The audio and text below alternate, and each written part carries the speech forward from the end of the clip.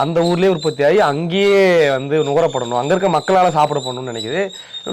ரொம்ப குறைஞ்ச தொழில்நுட்பங்களாலோ அல்லது குறைஞ்ச சிதைவினாலோ நடக்கணும் அப்படின்றது விருப்பப்படுறவர். அவர் ஒரு அங்காடி வச்சிருந்தார். அவங்க வந்து ஒரு மருதம் பள்ளின்னு ஒரு பள்ளி இருந்துச்சு. அந்த அங்காடியில் ஆளே இருக்க மாட்டாங்க.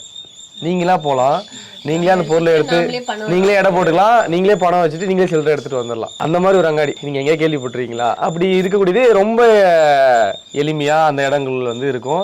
மக்களோட பழகிறதுக்கான வாய்ப்பு, மக்களை நம்புறதுக்கான வாய்ப்பு இருக்குல்ல, அது வந்து ரொம்ப நெருக்கமா விவசாயிகள் கூட வேலை செஞ்சாரு. குறிப்பா உள்ளூர் விவசாயி, குறிப்பா ஒரு 5 கிலோமீட்டருக்குள்ள இருக்கிற விவசாயிகள், அவங்களுக்கு சிக்கலே என்னன்னா அவங்க ஒரு 10 சென்ட் 20 சென்ட்டுக்குள்ள தான் போட்டிருப்பாங்க. அதை அரைக்கிறதுக்கு வந்து அவங்க 40 கிலோமீட்டர் போற மாதிரி இருக்கும். அதுக்காக சின்ன சின்ன மிஷினரி வந்து தேடுவார். அவரு எங்க இருந்தாலுமே அதை மெனக்கிட்டு அந்த மிஷினரி வாங்கி இப்போ பாரம்பரிய அரிசி அரைக்கணும்னா ஒரு மாவட்டத்திலே 1-2 தான் இருக்கும். இப்போ அந்த மாதிரி அங்க இருக்கிற விவசாயிகளுக்கு சிறுதானியத்தை உரிக்கிறதுக்கோ நிறைய சிக்கல் இருந்துச்சு. அதை களையிறதுக்கான வேலைகள்ல நிறைய தன்னை உட்படுத்திக்கிட்டு வேலை செஞ்சாரு.